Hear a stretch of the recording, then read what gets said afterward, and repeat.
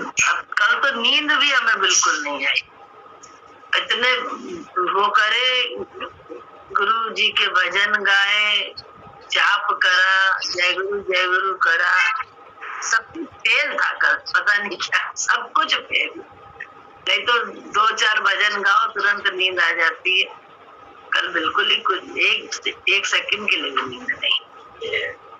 बहुत ही नहीं, न पिप्पी दीदी को आई, ना जॉली को आई, ना पूजा को आई, ना हमको आई, किसी को नींद नहीं, समझ में नहीं। दीदी मुझे भी नहीं आई, जय सतगुरु की। है मुझे भी नहीं आई पूरी रात। चलिए आप भी शामिल हो गई हमारे साथ। मैं सोचती हूँ क्या हो गया, क्योंकि सुबह 5 बजे सोई हूँ जाके। मुझे तो नींद आई ही नहीं। 4 बजे से उठ एक्सरसाइज वगैरह करें, मुझे नहीं है। ये सब ज्ञान ध्यान सब बेकार। कहना 3 बार जो है ना, भजन करो, जरा से 2-3 भजन गाने के बाद पूरे भी नहीं हो पाते, नींद आ जाती है। जय गुरु करो, थोड़ा सा करो, नींद आ जाती। कल बिल्कुल नहीं। गुरु जी का वाणी भी सुनी, सब कुछ किया, सब कुछ, हाँ सब कुछ किया। फोटो भी थी, हाँ फोटो भी गुरु जी थी, सब कुछ। उसके बाद भी नहीं। हो सकता है किसी भक्त, हो सकता है किसी भक्त का कोई तकलीफ हो।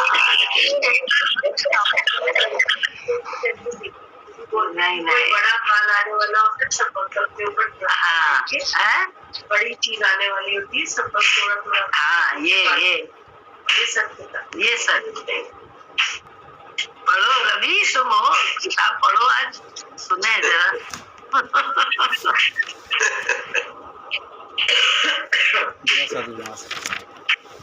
कल रात में मासी की मूवी देख रहे थे, सौदागर, अमिताभ बच्चन की थी। उसमें अमिताभ बच्चन को भी रात में नींद नहीं आई थी आखिरी सीन में। कल ही ऑब्जर्व वैसा किया था। अब जड़ समझ में आ गई क्या कहने के।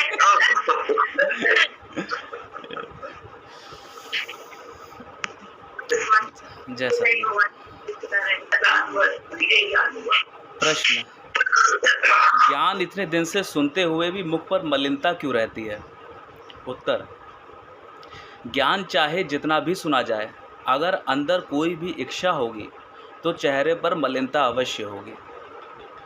ज्ञान दिल से सुने और चेहरे पर रौनक ना आए, ऐसा हो नहीं सकता। मनुष्य अंदर ही अंदर कोई ना कोई इच्छा पाले रहता है, जिसके पूर्ण होने पर तो वह खुश होता है, पर जब वह इच्छा पूर्ण नहीं होती तो रोने लगता है। ये इच्छा ही मनुष्य की शत्रु है। कहते भी हैं, इच्छा मात्रम अविद्या। यदि मनुष्य इच्छाओं से मुक्त हो जाए तो ज्ञान में उन्नति करने में कोई देरी नहीं लगती। कहा भी है, चाह चमारी चूहरी अति नीचन को नीच, तू तो पार ब्रह्म थी चाह ना होती बीच। अति इच्छाओं का त्याग करो, आखिर भी भगवान को जो मंजूर होता है वही होता है। लाख हम इच्छा करें, अतः इच्छा करके भी क्या लाभ। प्रश्न, समता योग में कैसे रहा जा सकता है? उत्तर, सब नाम रूपों में भगवान देखकर ही समता योग में रहा जा सकता है। जब सब में भगवान देखा जाएगा तो कौन ऊंचा कौन नीचा, कौन अमीर कौन गरीब। मनुष्य पूर्ण ज्ञानी तभी कहलाता है जब वह समता में रहता है। तुम कहते हो गुरु अमीर का है गरीब का नहीं, पर यह तुम्हारा भ्रम है। हमारे लिए तुम सब समान हो। हम तो सबको एक समान प्यार करते हैं, परंतु उसमें भी एक शर्त है कि जिसकी वृत्ति भगवान में होगी हम उसको ज़्यादा महत्व देंगे, फिर चाहे वह अमीर हो या गरीब। हम तो तुम्हारी वृत्ति को देखते हैं कि वह भगवान में है या संसार में। हमारा काम है तुमको अच्छा बनाना। अच्छा बनाने के लिए ना हम अमीर को गाली देते हैं, अच्छा बनाने के लिए ना हम गरीब को गाली देने से छोड़ते हैं, ना अमीर को। यदि हम गरीब अमीर ही देखने लगेंगे तो हमारे ज्ञानी होने का क्या लाभ है। हाँ, तुम अपना अंतःकरण शुद्ध करो, तुम खाली भगवान में अपना चित्त लगाओ, तुम्हारे अंदर कूड़ा कचरा होगा तो हम कभी भी तुमको पसंद नहीं करेंगे।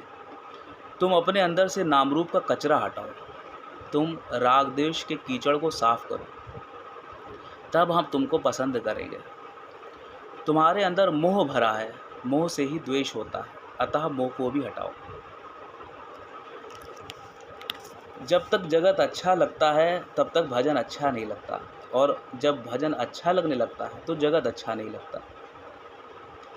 अतः भजन करो। भजन करोगे तो भी जगत का सुख तो अवश्य ही मिलेगा। भजन करने से कुछ कम नहीं होता, वरन बढ़ता ही जाता है। भगवान भगवान करने पर भगवान की प्रकृति भी साथ देने लगती है। रामायण में कहा भी है, जा पर कृपा राम की होई, ता पर कृपा करे सब कोई। परमात्मा पूर्ण है और सदा पूर्ण ही रहे। अंकुर का प्रश्न है, अंकुर प्रश्न कर रहे हैं, मुझे ना जगत अच्छा लगता है, ना भगवान अच्छा लगता है, ना क्या करूं। नहीं, सत्संग ना सत्संग अच्छा लगता है, ना वो अच्छा लगता है,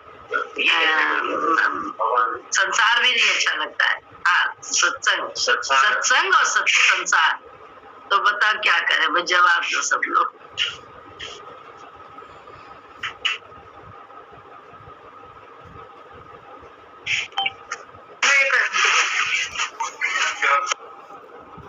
बहन जी, रेखा दीदी जवाब दो। हाँ, बस अच्छा लगने वाला है भगवान। बीच की स्थिति है भी ऐसी। बच्चा होने वाला होता है, बीच में कुछ अच्छा नहीं लगता। अभी भगवान अच्छा लगेगा। भगवान लगता है अच्छा, ये आपने कब सत्संग। भगवान सत्संग नहीं अच्छा लगता है। भगवान अच्छा लगता है तो बस भगवान ही से तो सब कुछ है। भगवान जब अच्छा लगता तो सत्संग तो उसमें ही आ गया, शामिल हो गया। सत्संग में क्या नहीं अच्छा लगता है? कहीं ना कहीं ये भी करनी लगती है, मुझे आसान लगती है। क्या लगता है? पहले जैसे मंदिर में फंसते थे लोग, अब इसमें फंसते हैं, मुझे ये लगता है। इसके लिए जब लड़ाई लड़ते हैं और ये करते हैं तब मुझे उल्टी होती है। सत्संग अच्छा है, उस मामले में अच्छा है कि आप इजी इसलिए कर रहे हैं तो ठीक है, लेकिन अगर आप उसे फंस के कर रहे हैं, उसके चक्कर में और प्रॉब्लम हो रही है आसपास के लोगों को, तो दिक्कत है। इसमें कैसे पता चलेगा कि आसपास के लोग? हाँ, तो नहीं तो कहना आसपास के लोग ये मानेंगे तब पता चलेगा। क्या माने? नहीं मतलब अपने को क्लैरिफाई कर रहे हैं। हम अपने को नहीं, हम तो ज्ञान की बात तुमसे पूछ रहे हैं। मैं ज्ञान ही बोल रहा हूँ। मुझे तो सवाल आया, गुरुजी ने ऐसा बोला, तुमने तो वही बोली ने ऐसा बोला, अगर ज्ञान अच्छा लगेगा तो संसार भी अच्छा लगेगा, ऐसा बोला। तब मैंने उससे कहा मुझे तो दोनों चीजें ऐसी बुद्धि ज्यादा अच्छी लगती है। ये नहीं कह रहा हूँ कि नहीं अच्छी लगती, रस चला जाता है, ये नहीं होता है। संसार से जैसे कहते नहीं है कि एक बड़ा मजा आता था कि पिक्चर देखो, बड़ा मजा आता था घूमने जाओ, बड़ा एक उम्र का प्रभाव होता है। वो उम्र की बात नहीं कर रहे हैं। उम्र बुड्ढों के भी हमने देखा कि रस होता है, ऐसा नहीं होता है कि रस नहीं होता है। बुड्ढों को भी रस होता है, लेकिन क्या होता है कि एक होता है रस नहीं होता है संसार में। एक रस ना होने का कारण ये होता है कि हम अपनी इच्छाओं की पूर्ति नहीं कर पा रहे हैं, इसलिए हम रस नहीं आ रहा है। एक ये भी कारण होता है। एक है हमको रस विहीन हो गया है, मतलब बड़ी बात है कि इतनी इच्छाएं हैं दिल के अंदर कि ऐसा हो जाए, ऐसा हो जाए। स्थूलता को देखते हुए बहुत इच्छाएं हैं अंदर, लेकिन जब गुरुजी के पास खड़े होते हैं, चाहे समाधि में, चाहे फोटो पे, चाहे कहीं भी, जब माथा झुकता है तो इच्छा ही नहीं निकलती है। ये क्या करूँगी? यही तो उनकी सत्यता है। तो मैं तो मना कर रहा हूँ, सत्ता को मना नहीं कर रहा हूँ कहीं भी। तो उसके लिए बेटा सिर्फ यही तो है कि फिर अपने विकारों पे काबू पाना पड़ेगा। तब जैसे अब हमें किसी ने बताया कि ये रास्ता शांति का है, ये रास्ता जा रहा है वहां पे, इस फलानी जगह बताया, किसी ने, गुरुजी ने ही, तो गुरुजी का ही, फूल की जरूरत भी नहीं है। जैसे गुरुजी को जान लिया वो देख लिया, वो तो वास्तव में किसी को नहीं मान सकता, जो बहुत बड़ी सच्चाई है। जिसने भी गुरु जी के साथ किया है, चाहे इतना सा, वो किसी और को नहीं मान सकता, ये लिखित बात है, क्योंकि गुरु जी जैसा है कहाँ कोई। लेकिन क्या होता है कि गुरु जी ने जो मार्ग बताया है, बेशक गुरु जी आज साकार में नहीं है हम लोगों के पास, लेकिन जो गुरु जी ने मार्ग बताया है कि इस मार्ग पे चलो तो अंदर और बाहर का मिलेगी शांति, अंदर और बाहर आनंद मिलेगा। तो उसके लिए तो हमको तुमको ढूंढ की तो नहीं होती है, आनंद की जहाँ है उसी जगह में आराम मिलता है। तो फिर आराम मिल रहा तो कोई दिक्कत नहीं। अब ये आराम ही अगर है सबके लिए, देखो ज्ञान सारा किसके लिए है? मन के लिए है। बाकी हमारे तुम्हारे लिए ज्ञान बिल्कुल नहीं है, जो सच बताएं। आत्मा के लिए कोई ज्ञान की जरूरत नहीं, आत्मा तो स्वयं निष्ठी है, अपने आप में आनंद में है।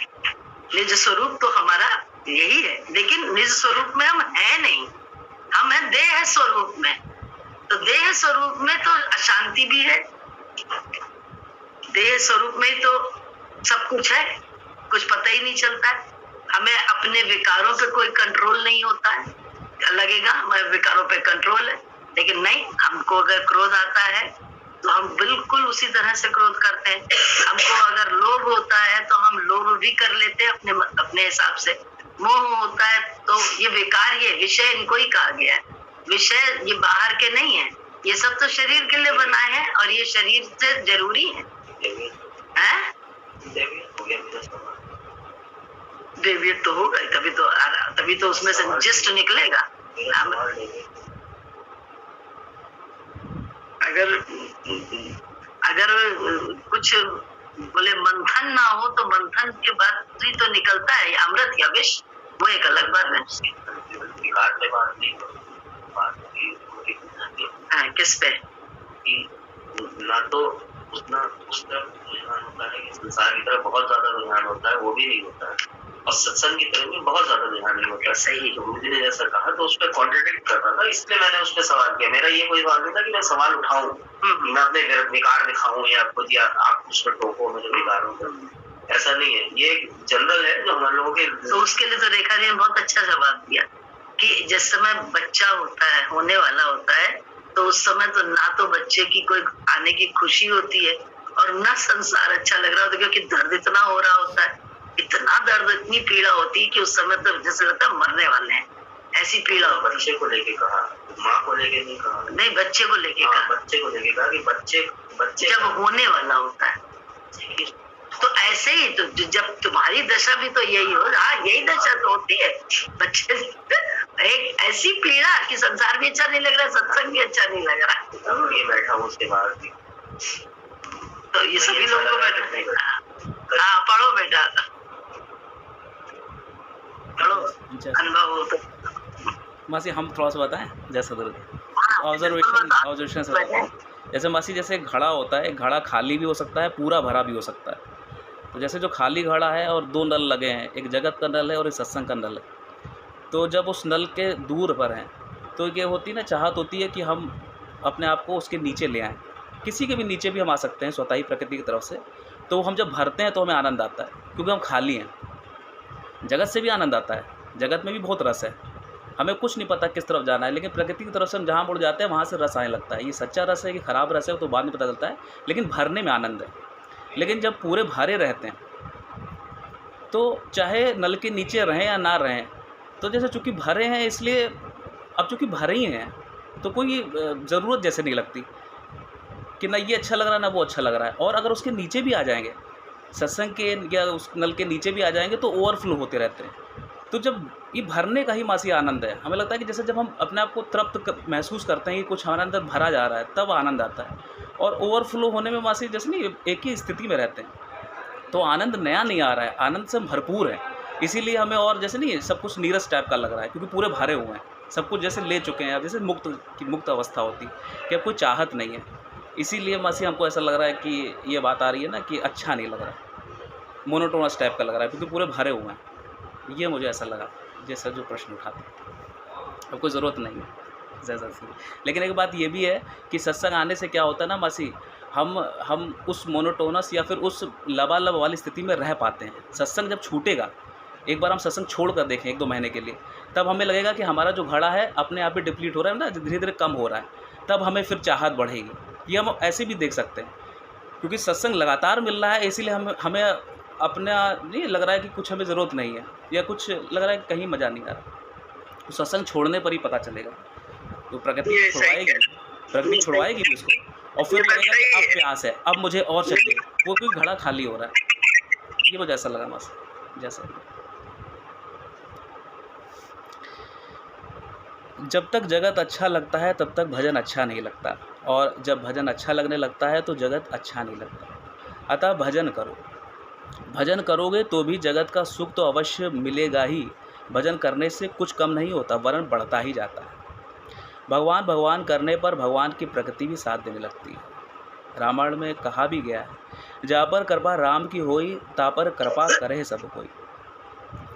परमात्मा पूर्ण है और सदा पूर्ण ही रहेगा।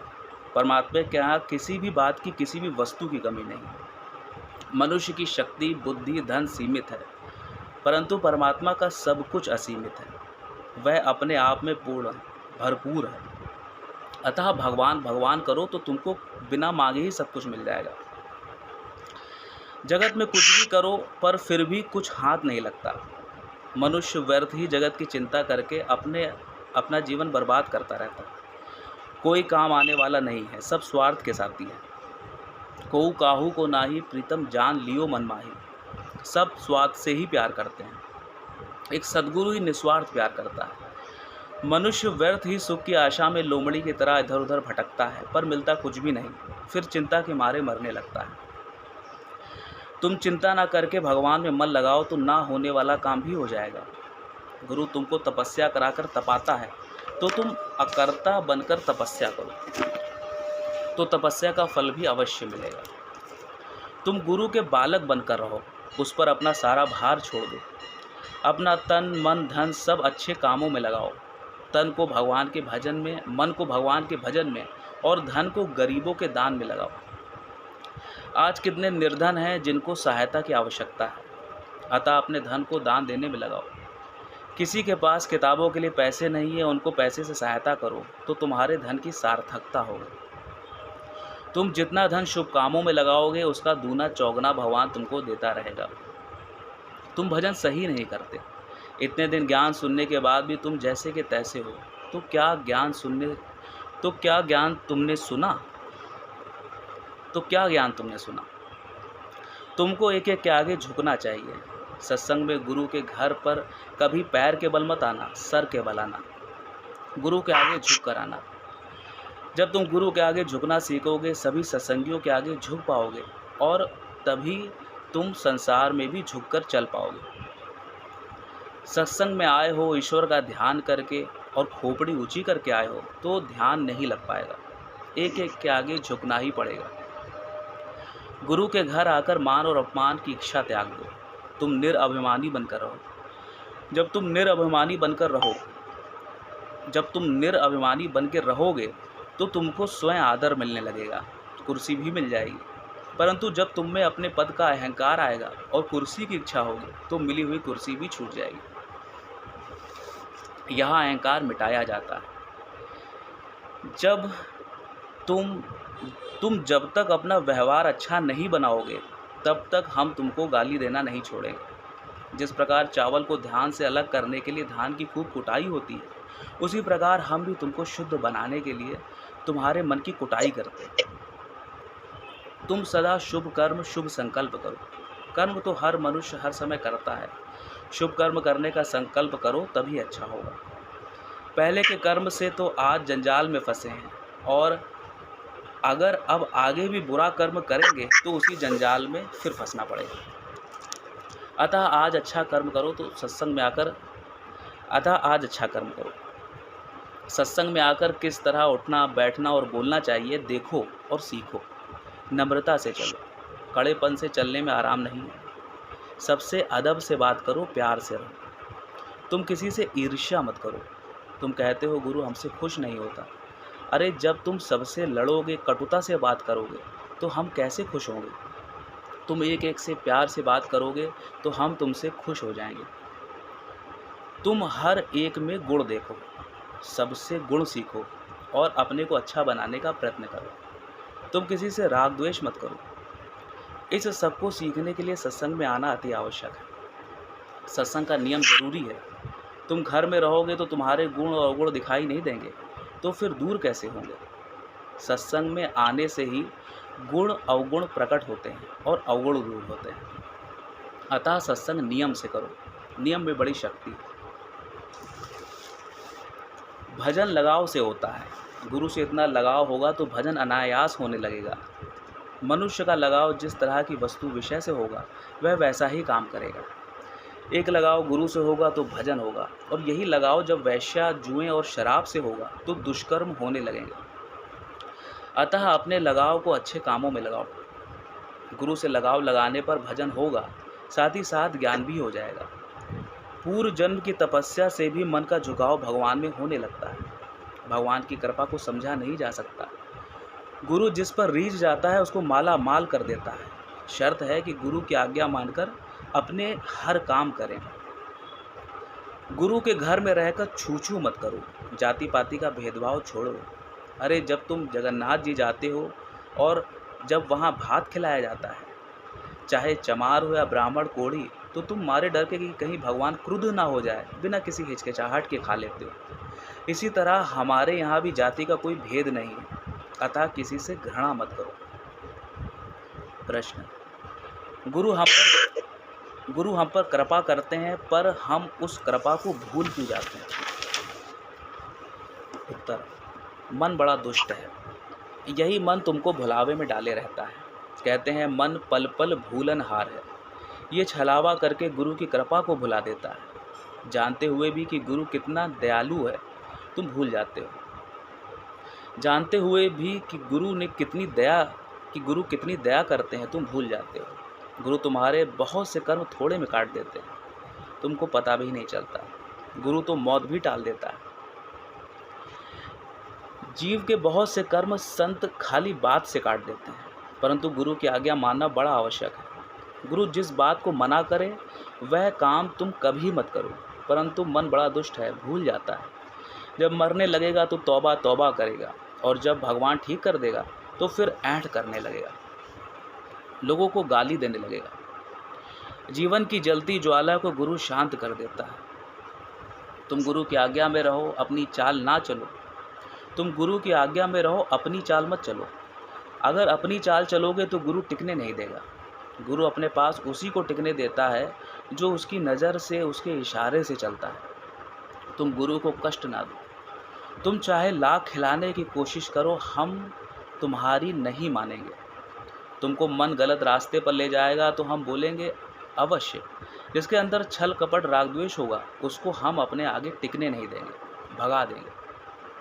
अतः तुम मेरे पास आए हो तो ज्ञान लो और मन के बहकावे में मत आओ। तुम किसी से ऐंठ कर बात मत करो, एक एक के आगे झुको, नम्रता का व्यवहार करो। तुम तो यहाँ आकर भी मन में एक दूसरे के प्रति गांठ बना लेते हो। तुम इन गांठों को बनने से पहले ही गुरु की बात मानकर एक दूसरे से प्रेम करना सीखो। कहा भी गया है कि कबीरा खड़ा बाजार में मांगे सबकी खैर, ना काहू से दोस्ती ना काहू से बैर। अतः ऐसा सोचकर सबसे प्रेम का व्यवहार करो। तुम किसी को अपने से नीचा मत देखो, एक एक को झुककर नमस्कार करो। कर्तापन कड़ापन ज्ञान में आराम नहीं लेने देता। अतः ऐंठबाजी और दुष्टता को छोड़ो, बच्चे बनकर रहो। देखो बालक कितना कोमल होता है, वह क्यों सबका प्यारा होता है? क्योंकि उसमें राग द्वेष नहीं होता, ना ही ऐंठबाजी और दुष्टता होती है। अतः तुम जब बच्चे बनकर रहोगे तो सब तुमको प्यार करेंगे। एक भक्त: हम तो सबको प्यार करते हैं, पर कोई हमको प्यार नहीं करता। गुरुजी उत्तर देते हैं, तुम दूसरे को दोष मत दो, तुम खुद दुष्ट हो। तुम सबके मन में कोयला भरा है। मन दुष्ट नालायक कमीना तुम्हारा दुश्मन है। अरे मन को कितनी भी गाली दें कम है। तुम कहते हो वह हमको प्यार नहीं करता, अरे तुम खुद ही उसको प्यार नहीं करते। तुम तो बंदर की तरह खाओ खाओ करते हो। वह तो गनीमत है जो तुम हमारे सामने भीगी बिल्ली बनकर चुप रहते हो। इतनी देर घर में होते तो ना जाने कितने को सता मारते। अरे ऐठबाजी छोड़ो, किसी को मत सताओ, वरना मरोगे तो लोग कहेंगे कि अच्छा हुआ जो मर गया। हम कहते हैं सदा अच्छा कर्म करो, बुरा कर्म ना हो, इस बात के लिए सतर्क सावधान रहो। कर्मों का फल यहीं भोगना पड़ता है, चाहे वह अच्छे हों अथवा बुरे। पहले ही जो कर्म करके आए हैं वह भोगने में कष्ट हो रहा है, तो यदि अब भी वही दुष्कर्म करोगे तो आगे भोगने के लिए फिर आना पड़ेगा। अतः जल्दी जल्दी शुभ कर्म करो, सबसे नम्रता से चलो, ऐठबाजी छोड़ो। एक भी आदमी टेढ़ा होगा तो ज्ञान में आनंद नहीं आएगा। तुम अपने को देखो, तुम खुद प्यार करोगे तो वह करे या ना करे, वह अपनी करनी खुद भुगतेगा। तुम खाली खुद को देखो, दूसरों को नहीं। तुमको गुरु जो भी आज्ञा दे वह तुरंत मान लो, चाहे देखने में अच्छी हो अथवा नहीं। गुरु की आज्ञा को किसी भी हालत में मत टालो। गुरु किसी काम की आज्ञा दे, ये बहुत बड़े भाग्य की बात है। गुरु किसी को जल्दी काम नहीं बोलता, गुरु के नौकर बनकर रहो।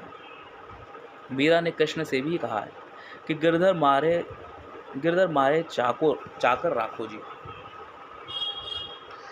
तुम सत्संग का नियम मत छोड़ो। बड़ी मुश्किल से भजन में मन लगता है तो भजन के लिए भाग कराना चाहिए। जगत के काम के जंजाल से तो कभी भी छुट्टी नहीं मिलेगी। जगत में चाह कर भी छुट्टी नहीं मिलती। नियम बना लेने से बरबस भजन हो जाता है। यह तो बड़ी कृपा है जो तुम लोग नियम से भजन करते हो। तपस्या करो, तपस्या ही जीवन बना देती है।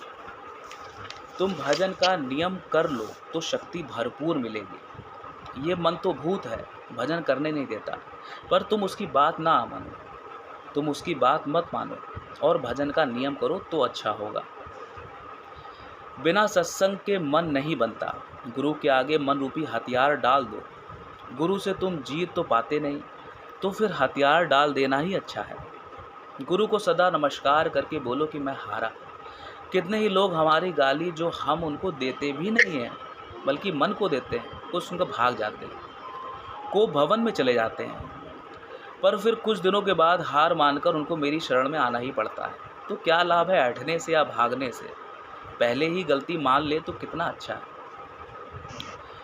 मनुष्य खुद का ही दुश्मन है और खुद का ही मित्र है। जगत में हानि लाभ जीवन मरण तो होता ही रहता है, पर आदमी चिंता करके खुद अपने को जलाता है। मनुष्य अपने बुद्धि बल पर बड़ा अहंकार करता है।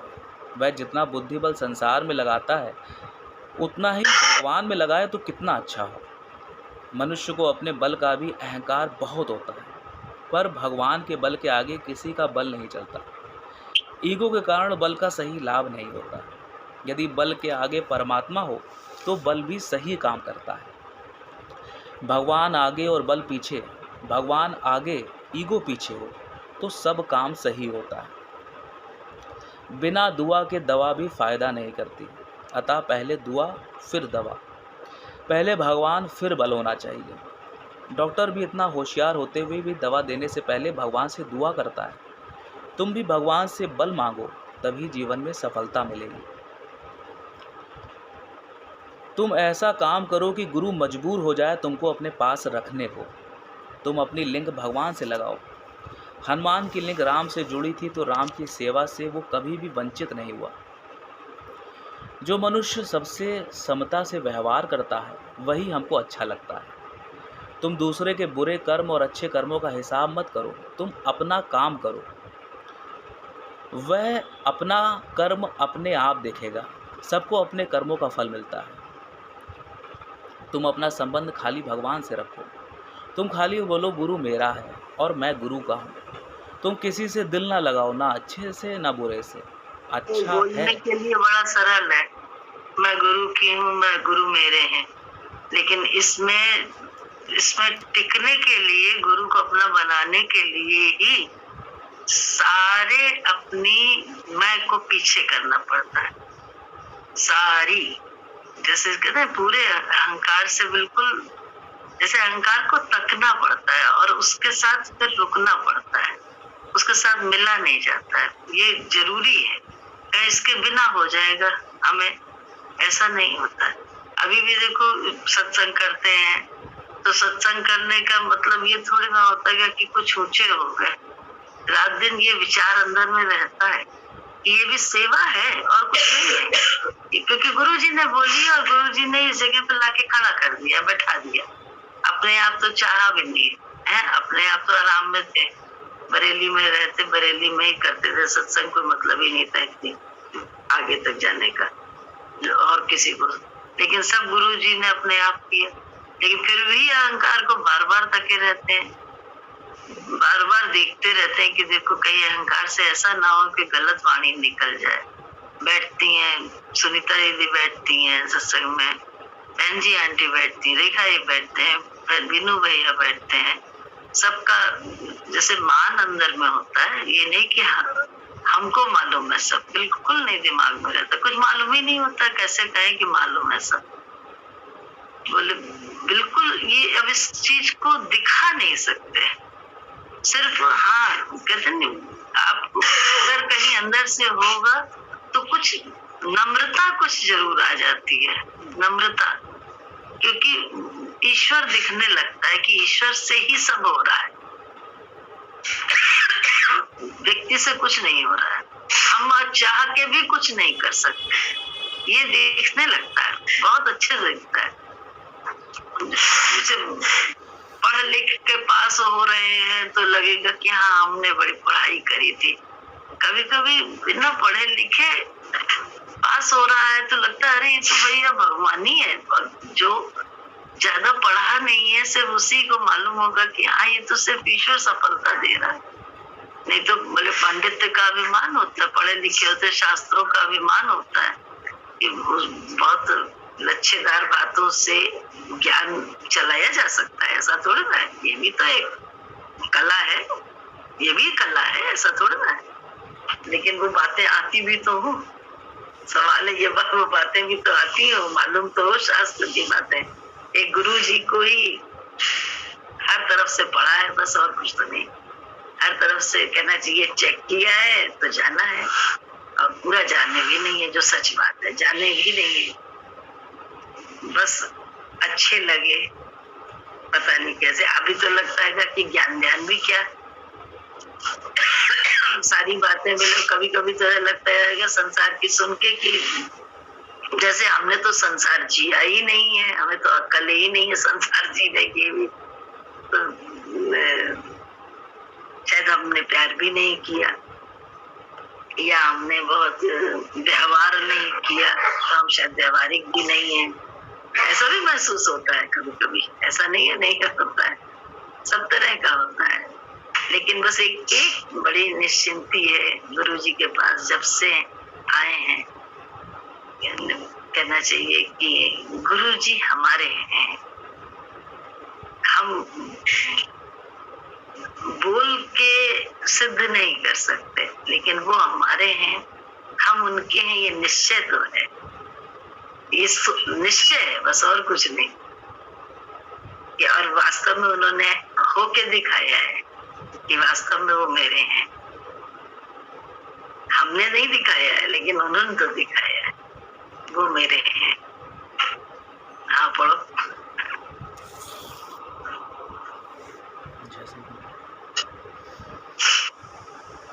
तुम बोलते हो सबके पुश्तैनी डॉक्टर होते हैं, किसी तरह भजन भी पुश्तैनी होता है। घर का एक भी सदस्य जब भजन करने लगता है तो उसके पुष्ट दर पुष्ट भजन करने लगते हैं।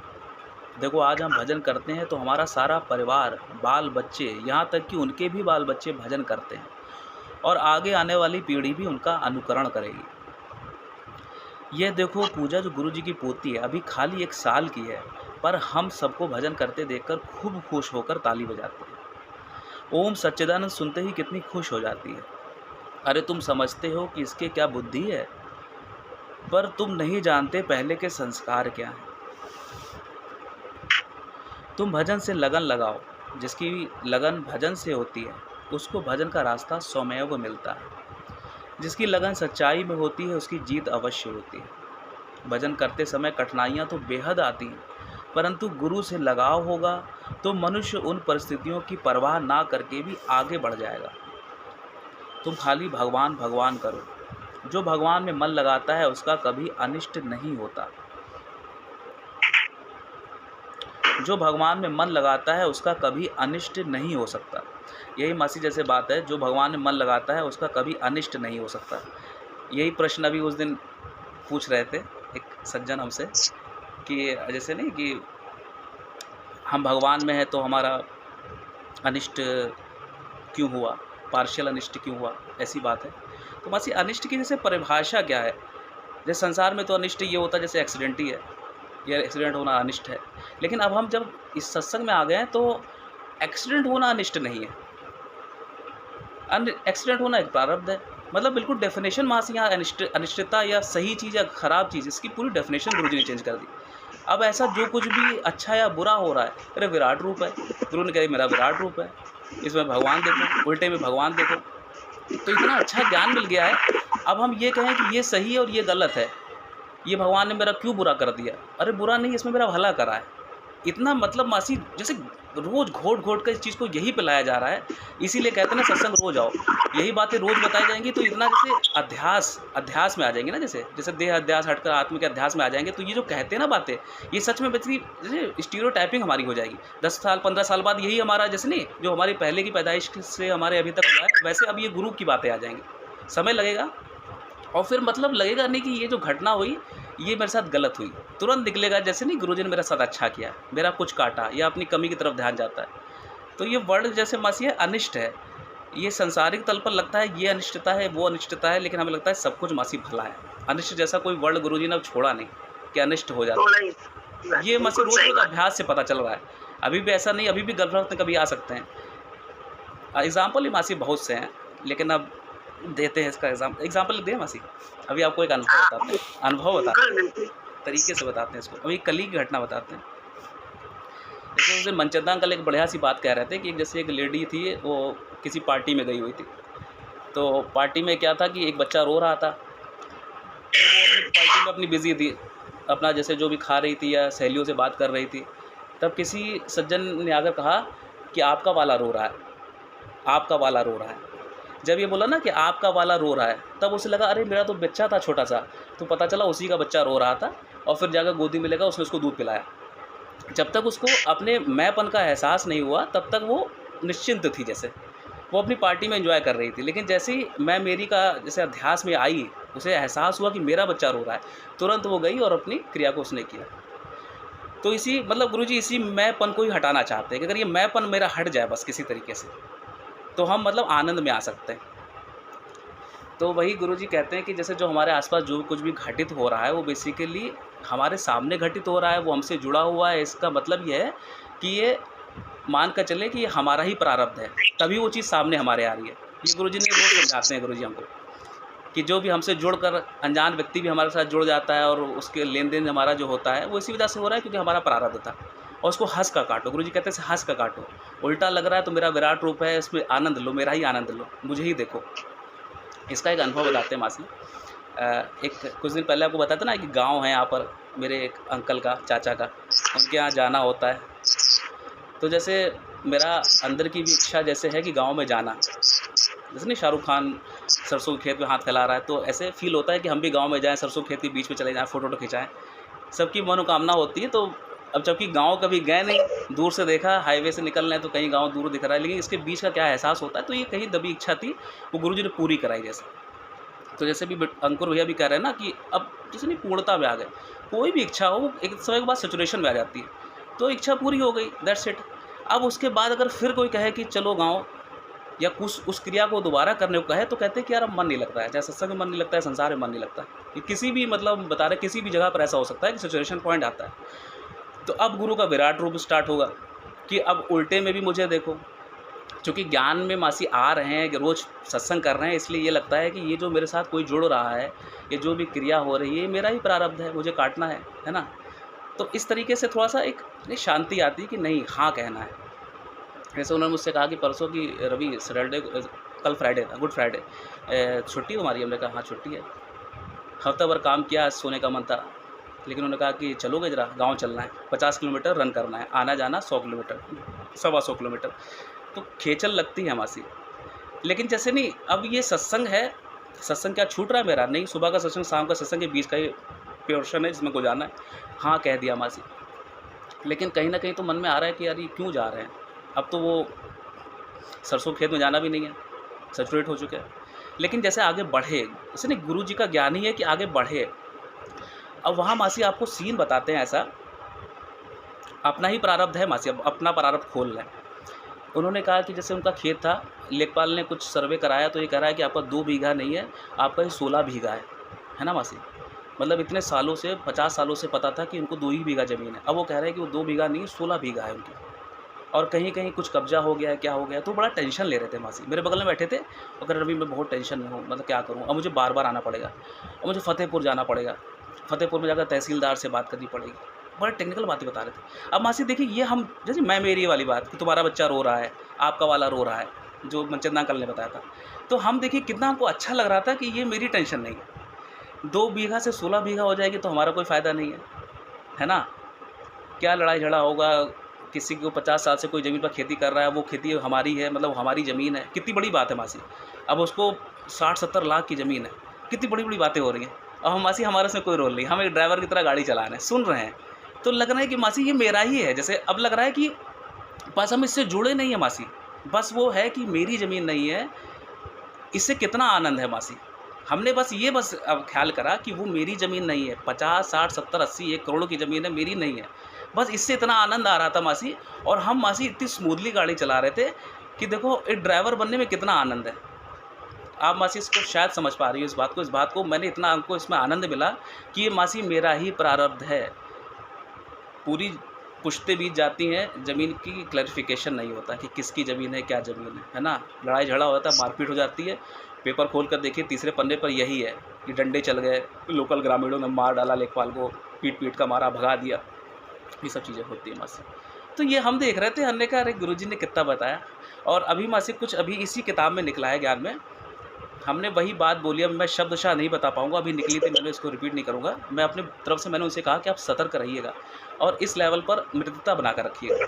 मतलब हम गाँव में आना जाना हमारा बना रहे, आप लेखपाल के लेवल पर, तहसीलदार के लेवल पर बात करिए ऊपर से, उसके तरफ से कोई आदेश आए तो हम अनुपालन करेंगे, लेकिन यहाँ पर ज़्यादा परेशान मत हो। उनका मासी पेट खराब हो रहा है, बीपी बढ़ा जा रहा है, मैंने कल ऑब्जर्व किया, मैं तो ध्यान नहीं देता, महीनों में जाता था, कल वो बहुत परेशान थे मासी। हम परेशान नहीं थे क्योंकि हमारा वही मनचंदा अंकल वाली बात, मैं मेरा नहीं था, हम जुड़े नहीं थे उससे। मैं मेरा होने के बाद भी, हाँ, जैसे मैं मेरा है, ऐसा नहीं, मैं मेरा होने के बाद भी कहीं मैं मेरा होता है, लेकिन उसके बाद भी गुरु जी का ज्ञान तसल्ली देता है, गुरु जी का ज्ञान आराम देता है। ये ज्ञान आराम के लिए है, बेआरामी के लिए बिल्कुल नहीं है। और विपरीत परिस्थिति में ही तो आराम की जरूरत होती है, अनुकूल में तो हम भी आराम में, तुम भी हो मन माफिक है। विपरीत क्या है, मेरा है। अब मुझे 16 बीघे की जमीन की चिंता हो गई, अभी तक 2 मुझे मालूम था।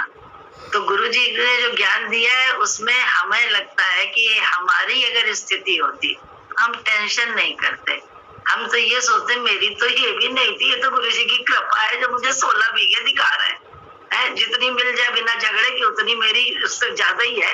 गुरुजी तो भैया 4 गुना 10 गुना ज्यादा ही करके बता रहे हैं, गुरुजी दे रहे हैं। तो हमारा ये ज्ञान, ये सोच रखता है, ज्ञानी इस सोच में जीता है। ज्ञानी इसलिए नहीं जीता ये चीज पूरी हो जाए या ये हो जाए, ये मेरी थी, मेरी कम हो गई या मेरी ज्यादा हो गई, वो ये नहीं देखता। वो ये देखता है कि गुरु जी की कृपा कैसे हुई हम पे, और हमें कैसे अपने आप को ज्यादा उसमें नहीं रखना है, बहुत उसमें नहीं। अभी हम छोटी सी बात है बताते हैं जीवन की, कि अगर हम थोड़ी सी लॉटरी का करते हैं, किटी का कर रहे हैं, तो किटी में कभी कभी जॉली उलझती है। तो हमने उससे कहा तुम क्यों उलझती हो इस बात में, हमें टेंशन थोड़ी ना है, हमारे तो कर्जे निपट रहे हैं ना, तो मुझे टेंशन नहीं है। मुझे टेंशन अगर हो उस चीज की तो सही है, हम उस चीज को हटा दें अपने जीवन से, लेकिन मुझे टेंशन नहीं है, बल्कि टेंशन मेरी खत्म हो रही है। क्यों? लॉटरी के जरिए थोड़ा थोड़ा जमा करके हम थोड़ा दे देते हैं, तो वो टेंशन रहित आराम वाली बात है। इसमें टेंशन कहाँ से हो, लेकिन उसकी बचपने की बुद्धि, उसे जरा सा हिसाब किताब करते हैं, अपना रजिस्टर लेके बैठते हैं तो उसे तकलीफ हो जाती है, क्या बड़ी टेंशन कर रही है। तो ये अब उसकी छोटी सोच है ना, अब टेंशन तो नहीं है, हमें टेंशन नहीं है उसकी, बल्कि उससे काम हमारा है, काम चल रहा है। तो मेरे को निश्चिंतता की ओर गुरुजी ले जा रहे हैं। तो ये वाली बात है। तो ये क्या, इसमें सोच में कर्म का नहीं होता है। कर्म की टेंशन तो तब होती है आपको जब आप मैं मेरे से जुड़े होते हैं। लेकिन आप अगर हित भावना से हैं और बिना मैं मेरे के हैं, क्योंकि आप अपना कुछ मान ही नहीं रहे, शरीर भी आपका अपना नहीं, ज्ञान बताता है शरीर भी भगवान का है, जैसा जब चाहेगा तब ले लेगा। तो डर लगता है अगर शरीर से, तो हम गुरु के विचार से काम करेंगे। अगर डर लगता है हमें ये शरीर, मुझे संसार अच्छा लगता है या सब अपने अच्छे लगते हैं या वो, तो हम उस तरह से करेंगे कि मेरे को सब सुख मिले। क्योंकि हम जीवन में देखते हैं कि बहुत से लोग बहुत सुख नहीं देख पाए, जब समय आया तो वो थे ही नहीं। सुख लेने का समय भी आता है। उस समय गुरुजी ने कई जगह कहा है, आज रो रो के मरी जा रही हूँ, पति चला गया, फलाना चला गया, ढिमकाना चला गया, कल जब समय होगा सुख लेने का तो तुम्हारे पास आंखें ही नहीं होगी, रो रो के तुमने आंखें ही खराब कर ली होगी, चिंता कर करके तुमने दिमाग खराब कर लिया होगा। ये ज्ञान समता योग में रखता है, आपके चित्त को स्वस्थ रखता है, ये स्वस्थ रखता है। जीवन में परिस्थितियां बहुत उल्टी सीधी हैं, लेकिन ज्ञान जो है हमको तुमको स्वस्थ रखता है, अस्वस्थ नहीं होने देता है। तो ज्ञान इसलिए है, स्वस्थता के लिए। स्वस्थ शरीर से नहीं होता है, मानसिकता से भी हम अस्वस्थ हैं। क्यों? मानसिकता में हमारे मैं भरा पड़ा है, मैं मेरी, मैं और तू भरा है उसी के कारण। तो मैं और तू पहले कैसे निकलेगा? मैं मेरी, अरे मैं गुरु की हूँ, बस बात खत्म। मैं गुरु की हूँ और मैं गुरु के विचार, मैं गुरु की हूँ कह देने से तो काम नहीं बने। मैं पत्नी की हूँ, मैं पति का हूँ, ऐसा मैं कह देने से तो काम नहीं बने। हमें पत्नी का होके दिखाना पड़ता है, पति का होके कुछ बरतना पड़ता है, उनके विचार से जीवन को चलाना पड़ता है। उन्होंने कहा दूसरा है नहीं, हमें दूसरा नहीं देखना है। कहा ना 16 बीघे में भी हमें देखना है कि अरे मुझे तो ये भी नहीं थी मेरी, ये तो पता नहीं कहाँ से मेरी आज हो गई। जब मेरे के साथ हुआ क्या क्या है, कहा ना आधा खाली ग्लास नहीं देखते हैं, आधा भरा है पानी से, आधा भरा है हवा से। हम लोग को गुरु जी ने ज्ञान से ये देखना सिखाया है, ये समझ दी है यहाँ पे। और ये स्वस्थ माइंड इसको ही कहते हैं। स्वस्थ मतलब स्व में स्थित माइंड हमेशा स्वस्थ बातें करता है। अस्वस्थ माइंड जो है वो वैसी बातें करता है दूसरी। तो अस्वस्थ माइंड के हम हो जाते हैं, हम कम इंसान हो जाते हैं जब हम नाम रूप में पड़े होते हैं। जैसे अभी आनंद ने भी बोला, आनंद अगर ईश्वर को जानता होता तो ये प्रश्न का सवाल ही नहीं होता कि भगवान ने ऐसा क्यों किया। क्योंकि क्या हम भगवान से ज्यादा बुद्धि वाले हैं? उसका विश्वास ही नहीं है ईश्वर में। ईश्वर नाम की सत्ता अगर संसार में कोई है तो खोजना पड़ेगा, बिना खोजे ना मिलने वाली। विश्वास कहाँ है? और कहा भी गया है, भैया ने भजन गाया था, मुंह को कहाँ ढूंढे, मैं हूँ विश्वास में। कहीं ईश्वर नहीं है। बुद्धि वाला कहता है अरे ये तो मेरा कर्म था या इत्तेफाक से ऐसा हो गया। भक्त कहता है ये महिमा है, चमत्कार किया गुरु ने। भक्त ही बोलता है ये बात भाषा, बाकी कोई नहीं बोलते ये भाषा। बाकी तो अपनी करनी का अहंकार करते हैं, या नहीं होती है तो घुस के बैठ जाते हैं अंदर, कहते कि अरे मैं बहुत असफल हूँ। असफल कहाँ से हो सकते हैं हम? तो हम कहाँ से जो है ना वैसे हो सकते हैं, क्योंकि हम कम इंसान हैं। जब हम इंसान का चोला पहन के भी इंसानियत हमारी खत्म होती है, हम स्वस्थ नहीं होते हैं। क्योंकि हम मानसिकता से मैं और मेरी से जुड़े हैं। मैं पहले मैं अपनी मैं से जुड़ी हुई, शरीर से जुड़ी, तो हम स्वस्थ कहाँ से हो सकते हैं? आज तुम अभी बता रहे हो उनको गाँव जो तुम्हारे चाचा है उनको कितनी दिक्कत हो गई, 2 बीघे की 16 बीघे हो के उन्हें डिप्रेशन भी हो गया, बीपी भी हो रहा है, ये भी हो रहा है, वो भी हो रहा है, मार चिंतित हो रहा है। तुमने उस जगह ज्ञान से इस तरह से अपने को समझा कि मेरा नहीं है इसलिए मैं सिर्फ ड्राइवर बना हूँ। लेकिन मेरा होता तो मैं अधिकार के लिए लड़ता थोड़ा ना, मैं तो भगवान की महिमा देखता। या 2 का 16 मिल रहा आएगा, जो हाथ कहते हैं भागते भूत की लंगोटी बड़ी बरस रहे, 4 भी आ जाए तो बहुत है, मेरे तो दुगना मुझे मिल गया। मैं तो 2 ही माने बैठा था अपनी। तो सोच भक्त की स्वस्थ सोच होती है, और नाम रूप की अस्वस्थ सोच होती है। तो हम अपनी सोच को जरूर देखें कि हम किस सोच में जी रहे हैं जीवन। जब हमारी आत्मा हमारी शरीर से जुड़ी होती है तभी हमारी सोच अस्वस्थ होती है, उससे पहले नहीं होती है। जिस क्षण भी जुड़ जाए शरीर से उस क्षण स्वस्थ हो जाते हैं। हाँ, पढ़ो।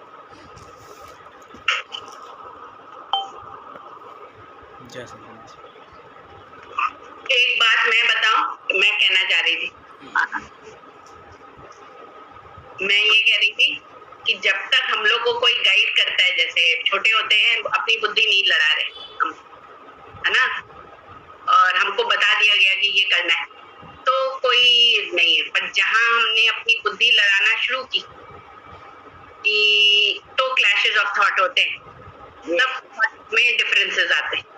अभी हमको किसी ने बोल दिया, अभी हमारे गाड़ी में जैसे ड्राइवर है, ड्राइवर को रास्ता पता है और वो चुपचाप चला रहा है तो हम आराम से ना आंख बंद करके बैठे हैं या कुछ, पर हमको लगता है कि नहीं, ड्राइवर ने लॉन्गर रूट ले लिया है, शॉर्टर रूट तो ये था। अब ड्राइवर को बताना शुरू किया तो वहां से क्लैश ऑफ थॉट हुआ। अब ड्राइवर को भी अड़चन हो रही है, कह रहे हैं हम अच्छा खासा चले जा रहे हैं और इनको समझ में नहीं आया, मैंने तो बताया था मुझे रास्ता पता है। ये है कि जहाँ हमको कोई बता देता है, पहले जब हम लोग छोटे थे हमको पता था कि मेरे स्कूल जाने से पहले ब्रेकफास्ट टेबल पे आ जाए तो कोई चिंता नहीं होती, ना अपने शोल्डर पे बोझा होता था कि क्या बनना है, क्या बनाना है, क्या करना है, एवरीथिंग हमको दे दिया जाए, हमारा टिफिन भी पैक्ड होगा, सब कुछ होगा, हो गया। पर अब देखिए कितना बोझा है सर पे फालतू के लिए, क्योंकि हमने अपनी बुद्धि लड़ाना शुरू कर दी। अब जो है हमारी बुद्धि काम कर रही है और हमारे पीछे इतने लगे, हमें लगा उसी में तो बोझा महसूस होता है। कभी हम ये रह जाए कि गुरुजी सब देख रहे हैं और कर रहे हैं तो फिर हमको बोझा नहीं महसूस होता, और वो हम करते नहीं, वो पकड़ तो अपनी रखते ही है। आप देखिए घोड़े की लगाम, कहते नहीं वो तो मेरे ही हाथ में, ये नहीं सोचते कि वो छोड़ दे तो कहाँ ले जाए, बहुत आराम से ले जाएगा, पर नहीं, हम लोग वो तो पकड़ ही रखते कि नहीं, वो तो मेरे सिवा तो सवाल ही नहीं, इधर से उधर होगा, बस इसी में क्लैश हो जाता है और इसी में बोझा महसूस होता है, उसी में सारे टेंशन हो जाते हैं। एक्चुअली यही होता है, पूरा सारा झगड़ा यहीं से शुरू होता है। और आप एक बात देखिए, हमने देखा हम लोग को ये बात सोचना चाहिए कि जैसे हमें किसी ने बताया कि ये जगह है बहुत सुंदर है, इधर बड़ी शांति, बहुत आराम आता है ना, मेडिटेट करना चाहिए, 1 मंथ के लिए चला जाना चाहिए और वहाँ बहुत आराम, ठीक है, बहुत अच्छा लग रहा है, सब कुछ है। और पर वहाँ क्या जाके हमें कपड़ों की जरूरत नहीं पड़ेगी, क्या हमको खाने की जरूरत नहीं पड़ेगी, क्या हमको और जो हम नित्य कर्म करते हैं उसकी जरूरत नहीं पड़ेगी, क्या दवा की जरूरत नहीं पड़ेगी या डॉक्टर की जरूरत नहीं पड़ेगी, सब पड़ेगी। वहां भी हमें वही चीजें करनी है, तो वेयर इज द सुंदरता? सुंदरता तो यही थी, आप आराम से अपने घर में बैठे थे, जो करना था सब पता था, पर नहीं, आप चले गए वहां लट बन के 15-20 कपड़े डाल के झोले, और जब लेके आए तो कितनी मरन, उसको अनपैक करो, धो के रखो, फिर वही झगड़ा। अच्छा वहां पे कपड़े कम पड़े तो वहां भी धुलाओ, वहां भी खाना पकाओ, वहां तबीयत खराब हुई तो डॉक्टर ढूंढ रहे, कितना झमेला करते हैं। पर हम लोग अपने आसपास सुंदरता देखते ही नहीं, ना अपने अंदर ये नहीं देखते कि अभी, अच्छा हमने देखा है कि कभी कभी मन खिन हो जाए और हमारी नहीं चल रही है, हमको लग रहा है सपोज हमारे मन की नहीं हो रही, पर हमने देखा है कि वहाँ पुरानी सी टेबल पड़ी है, उसपे गुरुजी की किताब पड़ी है, चुपचाप उठा पढ़ना शुरू करिए, सारी खिन्नता थोड़ी देर में खत्म हो जाए, आप लेवल पे आ जाते वापस, है ना। तो वो बेटर है कि ये बेटर है कि हम अपनी बुद्धि सब जगह भिराए रखें, क्या बेटर है? बेटर ये वर्तमान में जीने की आदत होनी चाहिए। हाँ, बस वही होनी चाहिए। वर्तमान को जीने की कला। वर्तमान में ही आराम है, वर्तमान में ही परमात्मा है सब जगह। जब वर्तमान में नहीं दिख रहा है तो ना आगे दिखने वाला ना पीछे दिखने वाला। पीछे भी अपनी स्थिति में खुश होता है जो, वो ही आराम में रहता है। जो हो रहा है तो मैं आराम, ये होना एक्सेप्ट कर रहा है। गलत हो गया, ये जब दिमाग में होता है तभी दिक्कतें होती हैं। सच्चाई तभी होती है। ये सही बात है। जय गुरु। जय गुरु की। जय सर। तुम भजन से लगन लगाओ। जिसकी लगन भजन की होती है उसको भजन का रास्ता स्वयं मिलता है। जिसकी लगन में सच्चाई होती है उसकी जीत अवश्य होती है। भजन करते समय कठिनाइयाँ तो बेहद आती हैं, परंतु गुरु से लगाव होगा तो मनुष्य उन परिस्थितियों की परवाह ना करके भी आगे बढ़ जाएगा। तुम खाली भगवान भगवान करो। जो भगवान में मन लगाता है उसका कभी अनिष्ट नहीं हो सकता। कहते हैं राखे राम तो मारे कौन, और मारे राम तो राखे कौन। अतः खाली भगवान की कृपा के भरोसे रहो। तुम खाली भगवान का शुक्राना करो। जो भगवान का शुक्राना करता है उसे सदा शांति मिलती है, धन वैभव अलग से मिलता है। तुम कभी भी शिकायत मत करो। भगवान कभी किसी का अहित नहीं करता। शुक्राने के लिए तुम कभी किसी अशुक्राने वाले का संग मत करो, नहीं तो वह तुमको डुबो देगा। तुम सदा शुक्राने वाले का संग करो। तुम दुष्ट का संग करोगे तो वह तुमको पतन के गर्त में गिरा देगा। तुम्हारी भजन की सारी कमाई को एक पल में डुबो देगा। दुष्ट नहीं, दुष्ट कोई नहीं है। दुष्ट मन के विचार है, हमारी अश्रद्धा। हम अगर हमें अश्रद्धा अभी पूरी गुरु जी के साथ श्रद्धा है ही नहीं हमारी, तो क्या होता है अगर हम थोड़ा सा भी मन मिले वालों का जिनकी श्रद्धा नहीं है उनका साथ करेंगे तो हम सच्चाई है हमें भी थोड़ी सी शक शंका होने लगेगी। और थोड़ी होते होते एक बीज आया शक का, फिर दूसरा, फिर तीसरा, धीरे धीरे हम बिल्कुल ही गर्त में चले जाएंगे। और अपने नाम रूप में होने के कारण ही हम बहुत बड़ी लाभ से वंचित हो जाते हैं, गुरु जी की कृपा के लाभ से। और कुछ नहीं होता है। क्यों बोले जो हो रहा है उसका उसमें जीने की कला। एक्सीडेंट हुआ तो ठीक है, उसमें दवा करनी है, डॉक्टर को दिखाना है, पट्टी करनी है, तो ये सब करना है। कोई मरता है तो आप जाते हैं तो क्या कहेंगे, हाँ बड़े अच्छे थे, उनका ये था, उनका वो था, बड़ी बड़ी बातें उन्हीं के विषय में करके जो जिसका गया है उसको और ज्यादा दुखी कर देते हैं। लेकिन भक्त जाते हैं तो क्या करते हैं, भक्त जाते हैं तो वो तो इधर उधर की बातें करके वो बात ही नहीं करते हैं, वो बातें ही नहीं करेंगे, दूसरी बातों में उलझाए रखेंगे भक्त। तो वो थोड़ी उनको मुझे मालूम है कि हो सकता है जिसके पास जाए उसको भी लगे कि अरे ये आए एक मिनट भी इन्होंने जरा सा भी दुख नहीं जताया, ना रोई, ना इन्होंने जो है ना कुछ ऐसा काम किया कि कोई भी एक शब्द बोलती उनके विषय में, जो मर गए उनके विषय में। लेकिन भक्त को मालूम है कि इसके अंदर भी वही परमात्मा है और मैं अब इससे दुखी नहीं कर सकता। और भले ये मुझे गाली भी दे चलेगा पीछे में जब मैं चली जाऊं तो, लेकिन उसे मालूम है कि मैंने थोड़ी देर क्या किया, थोड़ी देर से शांत रखा इसको। इसकी यादें जो परेशान कर रही थी उससे हमने इसको महरूम रखा। तो वो अपना सही काम करके गुरु के लिए करता है, किसी के लिए नहीं, गुरु के लिए करता है। तो वो अपने अंदर की शांति को पा जाता है, वो स्वस्थता में रहता है, स्वस्थ रहता है, अस्वस्थ नहीं होने पाता। तो हम लोग बड़ी जल्दी जल्दी अस्वस्थ हो जाते हैं जरा सी भी घटनाक्रम से। क्यों? हमारा पूर्ण विश्वास नहीं। इसलिए गुरुजी ने कहा कि संग हमेशा जिसको विश्वास हो उसका करो, उस संग से बचो जो हमारे तुम्हारे विश्वास, ऑलरेडी हम विश्वास की ओर अभी ऊपर जा रहे हैं और हमें कुछ ऐसे संग मिल जाए जो हमारे विश्वास की नींव को हिलाने में माहिर हो, जमाने में नहीं हिलाने में, तो फिर उनका संग करना तो बेकार है ना। इसके लिए मना किया गुरुजी ने, अन्यथा सारे संसार परमात्मा ही तो है, सब जगह वही तो है, उल्टा हो या सीधा हो कोई दिक्कत ही नहीं है। क्यों, हमारा तो प्रारब्ध ही कट रहे हैं ना हम लोग के। तो हम लोग को तो गुरु जी ने यही ज्ञान दिया कि प्रारब्ध कटा, उल्टा मिली विपरीत परिस्थिति है तो उसमें तो हमारा प्रारब्ध कटा, गलत कर्म कटा। हम और तत्पर हो गए किसके, भगवान के ऐश्वर्य के लायक हम हो रहे हैं। हम सब भगवान के ऐश्वर्य के लायक हो रहे हैं, हमको तो ये लगता है। अगर हम इसको ले गुरु जी के विचार के अनुसार ही तो, और मन के हिसाब से लेंगे तो कहेंगे कि क्यों किया भगवान ने ऐसा, हम तो जा रहे थे जगन्नाथ, हम तो जा रहे थे फलानी जगह, हम तो ऐसा कर रहे थे, हम तो वैसा कर रहे थे। तब यही सोचेगा व्यक्ति, क्योंकि ऑलरेडी हमारी अश्रद्धा तो है ही है।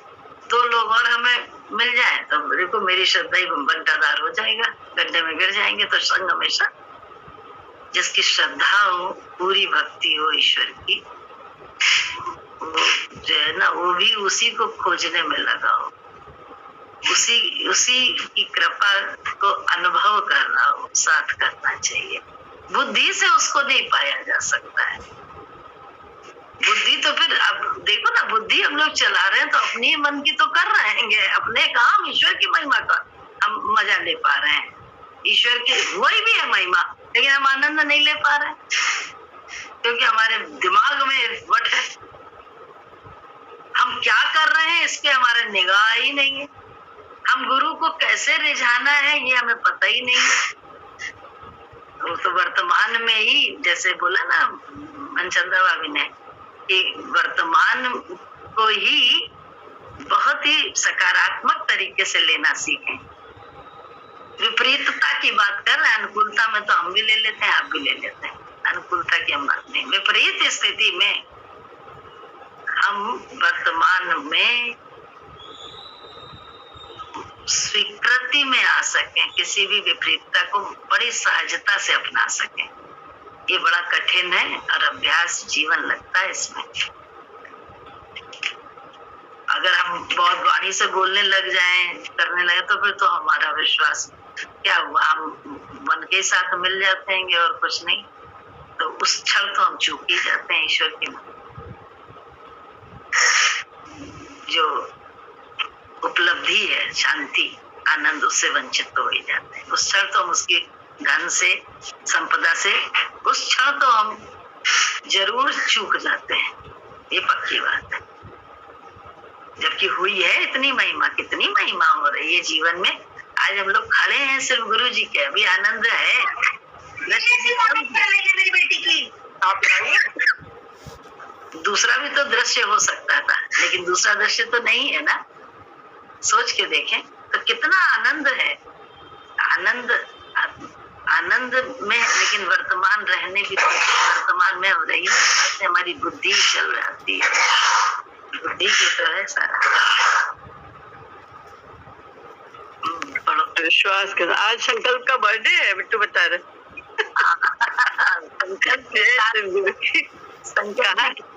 इसकी क्लास चल रही। अच्छा सबको मुबारक भाई। जय शंकर। संकल्प को हैप्पी बर्थडे, गुरु भक्ति बढ़े। हाँ, सबको यही है, संकल्प गुरु भक्ति बढ़े।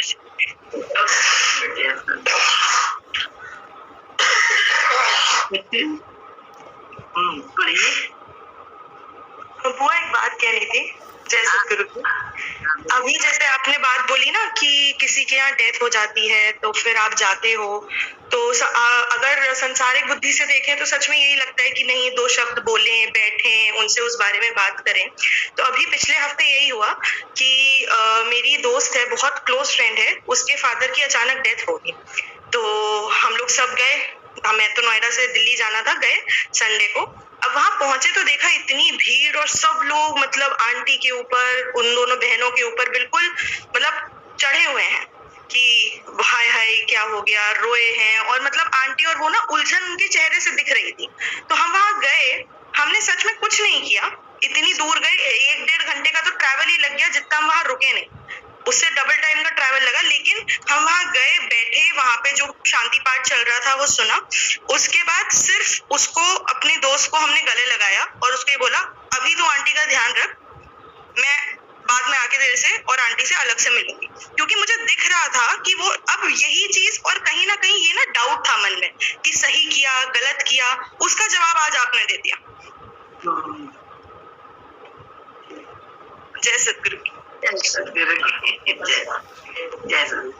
ऐसे सांसारिक दृष्टि से तो ये गलत बात होती है, बल्कि शायद जिसके साथ तुम बात ना करो, जिसका हुआ है वो भी तुम्हें गलत समझे। ऐसा होता है कि इन्हें दुख नहीं है, इनके ऊपर होती तो इन्हें पता चलता। बहुत सारी बातें सुनने को मिल जाती हैं, ऐसा नहीं है नहीं मिलती हैं, सब शब्द मिल जाते हैं, लेकिन फिर भी हम तो बस गुरु की बात जानते हैं, गुरु को जानते हैं। बुद्धि जानती है सारी बातें, संसार की सब बातें जानती है, लेकिन करना तो गुरु के विचार से ही है। अपनी बुद्धि को पीछे रखकर तो 2 क्षण की जो शांति तुमने दी, जितनी तुमने देखी उन लोगों की उलझन, सबकी, उन दोनों की, और सब लोग जिस तरह से हाय हाय कर रहे थे, तो वो तुम्हारा जाने पुण्य तुम्हारा इकट्ठा हो गया, निष्काम कर्म तुम्हारा हो गया। और ये भगवान के लेखे में होते हैं सारे कर्म, कोई देखे ना देखे। कहते हैं honesty is the only policy. हम पीछे में क्या कर रहे हैं, आगे में क्या कर रहे हैं, हम अगर गुरु जी को जानते हैं तो हम उनके साये में सब कुछ कर रहे हैं। उनके साये में अगर हम कुछ कर रहे हैं तो उनके विचार से ही करने की सोचते हैं। नाम रूपों को खुश रखने की जरूरत नहीं है। नाम रूप तो खुश रखो, कसम खा रहे, संसार ऐसा है, तुम खून का कतरा कतरा अपना दे दो मांस चढ़ा चढ़ा के, उसके बाद कमी निकाल लेंगे। संसार की गति ऐसी है। भगवान ने बचाया, लेकिन देखो ना भगवान पर बैठा है। ये संसार की बुद्धि की गति है। संसार गति मतलब दुनिया कोई दूसरी जगह नहीं है, दुनिया संसार नहीं है, हमारी मन ही हमारी दुनिया है। हम मन से जैसा सोचते हैं वैसा में सब दिखता है। हम लोग को छोटे छोटे में गुरुजी ने जब नया नया गया था तब कहा था, तुम बुरा किसी को बोल रही हो तो तुम्हारे अंदर पहले वो बुराई है। ये इतना डर का विषय हो गया था कि गुरुजी के सामने अगर किसी की बुराई करेंगे तो हमारी पकड़ी जाएगी। इसने ही जैसे मुंह पे ताला लगाना शुरू कर दिया कि मैं ऐसी हूँ तभी तो मैं दूसरे को ऐसा देख रही हूँ। गुरुजी तुरंत सब समझ जाएंगे। इस नन्ही सी बात में उसकी समझ तो बहुत बाद में आई कि कर्म, अपने ही कर्म तो हमारे सामने आएंगे, दूसरे के कर्म तो नहीं। और कर्म की थ्योरी ऐसी, कहाँ जाके पटकनी हमें भगवान देगा। शिशुपाल का था, कितना 100 गालियां दे दी, बोले 100 गाली तक लगा, अरे भगवान तो आ ही रही, कहीं कहाँ देख रहा है मेरे कर्म। लेकिन क्या था, 100वीं के बाद जैसे ही 101वीं हुई तुरंत सुदर्शन चक्र चल गया।